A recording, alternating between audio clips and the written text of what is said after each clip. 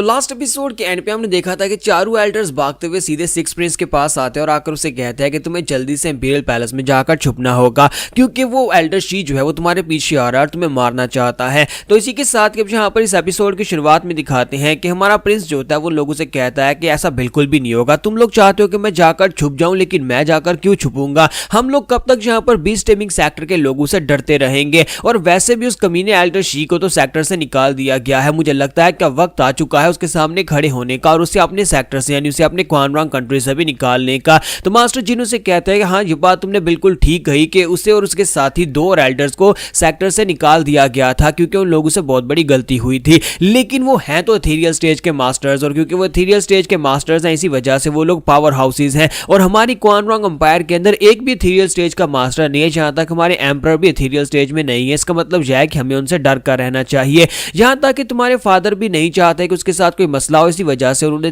तुमसे कहा था कि तुम जाकर एल्डर शी से माफी मांगो और हम लोग यहाँ पर उनसे पंगा बिल्कुल भी नहीं ले सकते। तो ये बात सुनने के बाद हमारा प्रिंस जो होता है वो काफी गुस्सा आता है और कहता है कि बुड्ढे खूसट कहीं के, उनकी वजह से हमें कितना ज्यादा नुकसान हो रहा है, हम लोग यहाँ पर डर कर जी रहे हैं, काश हमारे पास भी यहाँ पर कोई एथेरियल स्टेज का मास्टर होता। फिर साथ ही प्रिंस कहता है कि अब मैं यहाँ पर इस सबको और ज्यादा बर्दाश्त बिल्कुल भी नहीं करूंगा, मैं जाता हूँ फादर के पास और जाकर उनसे कहता हूँ कि फादर इस सब में इन्वॉल्व हो और वो फैसला सुनाए कि एल्डर्स को अपने क्वान रॉन्ग से भी निकाल देते हैं क्योंकि मेरे फादर एक एम्परर हैं, अगर वो फैसला सुनाएंगे तो फिर यहाँ पर इन एल्डर्स को अपने सेक्टर से निकाल देंगे। तो मास्टर जिन कहते हैं कि क्या आपको लगता है कि इससे कोई फर्क पड़ेगा? आपके फादर एक एम्परर हैं लेकिन वो एथेरियल स्टेज में नहीं है, जब तक उनके पास पावर नहीं है तब तक वही लोगों के सामने बिल्कुल बेकार है, वो सिर्फ एक नाम के एम्परर हैं, चाहे वो कितना ही ऑर्डर दे ले, लेकिन एथेरियल स्टेज के मास्टर्स को अपने सेक्टर अपने क्वान रॉन्ग कंट्री से निकालना पॉसिबल नहीं है। तो सिक्स प्रिंस जो होता है बेचारा काफी ज्यादा घबरा जाता है। फिर साथ ही वो ज़ूफैन की तरफ देखता है और कहता है कि बटलर ज़ूफैन अब आप बताएं कि मुझे क्या करना चाहिए।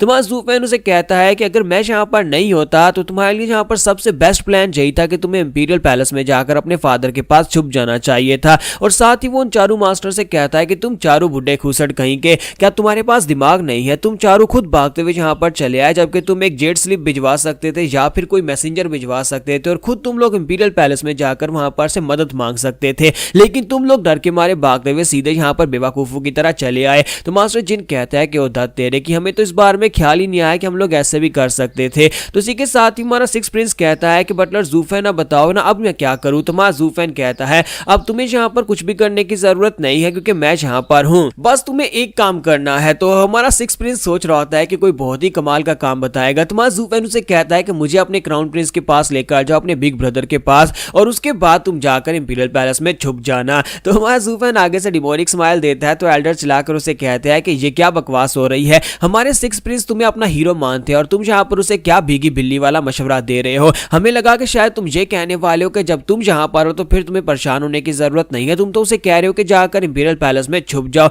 चलो खैर तुमने कम से कम मशवरा तो अच्छा ही दिया है और तुम यहाँ पर अपनी रेडियंट स्टेज की पावर्स के साथ एथेरियल स्टेज के मास्टर्स के खिलाफ कर भी क्या पाओगे? तुम्हारा ज़ूफैन जो होता है वो कहता है कि हाँ ठीक है तुम लोग अपने सिक्स प्रिंस को लो और जाकर इंपीरियल पैलेस में छुप जाओ, जबकि मैं जाकर क्राउन प्रिंस से मिलता हूँ। मुझे नहीं लगता कि उसके पैलेस को ढूंढना इतना मुश्किल काम होगा क्योंकि वो क्राउन प्रिंस है तो उसका पैलेस काफी बड़ा होगा और मैं खुद ही ढूंढ लूंगा।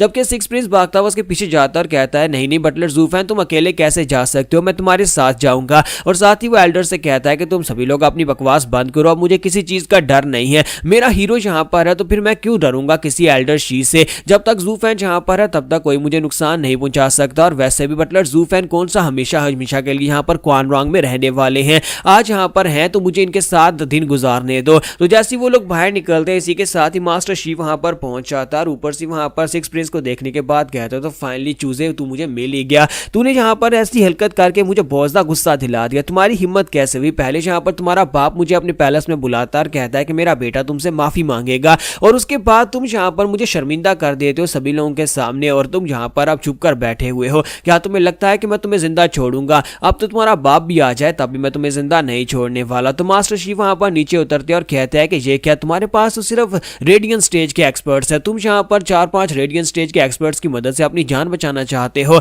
लेकिन जैसे उसकी नजर ज़ूफैन पर पड़ती है वो चिल्लाकर कहता है ये तो तुम हो। तो फाइनली हम लोग यहाँ पर मिल रहे हैं, 8 साल गुजर चुके हैं और 8 साल के बाद फाइनली हम लोग दोबारा मिले हैं। तो ज़ूफैन कहता है कि हम लोग पहले कभी मिले हैं? तो उसे कहता है कि हाँ हम लोग मिले हैं और सिर्फ मिले ही नहीं बल्कि कमीने कहीं कि तुमने मेरी जिंदगी बर्बाद कर दी। अब ये मत कहना कि तुम्हें याद नहीं है, मुझे अच्छी तरह से याद है कि तुमने मेरे साथ जो कुछ भी किया था उसके बाद मेरी जिंदगी बर्बाद हो गई है। तुम्हारे ये सफेद बाल और तुम्हारी ये आंखों का गेज मैं कभी नहीं भूल सकता, मुझे अच्छी तरह से ये सब कुछ याद है। और फाइनली आज मैं यहाँ पर बदला ले पाऊंगा। पिछले 8 साल से मैं यही सपना देख रहा था कि काश तुम दोबारा मेरे हाथ लगो और मैं तुम्हें अपने हाथों से मार डालूं। तुम्हारा ज़ूफेन कहता है कि हाय तुम हो कौन। तो इसी के साथ ही एल्डर शिव से अपने बारे में बताता है और उसे कहता है लगता है कि तुम 8 साल पहले होने वाली जंग को भूल चुके हो, जब बीस्ट टेमिंग सेक्टर के 3 एल्डर्स यानी 3 एथीरियल स्टेज के एल्डर्स जो थे वो टिंजू एम्पायर में आए थे और तुम्हारी लू फैमिली के ऊपर आकर अटैक किया था। और वहां पर उस वक्त तुमने अपनी पावर्स को यूज करते हुए कुछ स्ट्रेंज पावर्स के साथ मेरी बॉडी को डिस्ट्रॉय कर दिया था।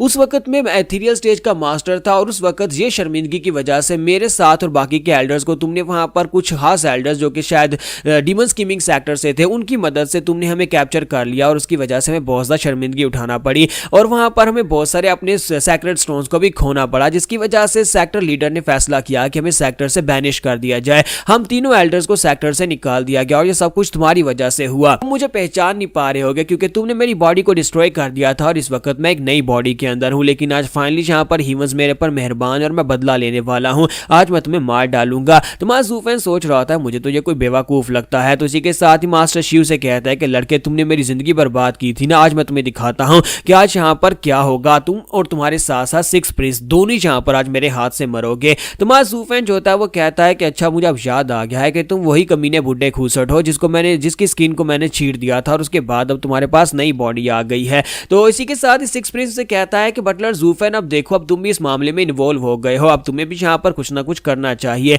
जबकि मास्टर जिन सोच रहे होते हैं कि इस बात से क्या फर्क पड़ता है कि यहाँ पर इस मसले में इन्वॉल्व हो गया, हम चारों भी रेडियंट स्टेज के एक्सपर्ट हैं और ये भी रेडियंट स्टेज का एक्सपर्ट है, हम सभी लोग मिलकर भी अटैक करें तभी मास्टर शी को नुकसान नहीं पहुंचा पाएंगे। जबकि मास्टर ज़ूफेन कहता है कि हाँ तुमने बिल्कुल ठीक कहा, अब जबकि यहाँ पर ये बंदा मेरा भी दुश्मन है तो मैं अपने दुश्मनों के ऊपर बिल्कुल भी तरस नहीं खाता, क्योंकि मैं पहले तरस खा के देख चुका हूँ जिसकी वजह से मुझे काफी ज्यादा दिक्कत हुई थी। और साथ ही मास्टर ज़ूफेन वहां पर अपनी पावर्स को रिलीज करता है जिसकी वजह से मास्टर शी बहुत ज्यादा घबरा जाता है और कहता है ये सिर्फ एक रेडियंट स्टेज का चूजा है, फिर मुझे यहाँ पर इतना डर क्यों महसूस हो रहा है। तो ज़ूफेन आई ऑफ द वॉइड को यूज करते हुए उसके पीछे पहुंच जाता है। वहां पर पहुंचने के बाद फिर साथ ही अपने किलिन वाले हैंड को यूज करते हुए उसे पंच मारने लगा है। तो एल्डर बेचारे के तो वहां पर डर के मारे पसीने छूट रहे होते हैं और जैसे ही वहां पर उसे पंच पड़ता है इसी के साथ ही सामने की दीवार भी टूट जाती है और वहां पर एक बहुत ही जबरदस्त धमाका होता है और एल्डर भी वहां पर से उड़ जाता है। चारों एल्डर से देखकर बहुत ज्यादा हैरान होते हैं, जबकि हमारा 6 प्रिंस जो होता है वहां पर काफी ज्यादा खुश हो रहा होता है क्योंकि उसने तो पहले भी ज़ूफेन की ये पावर्स देखी हुई हैं।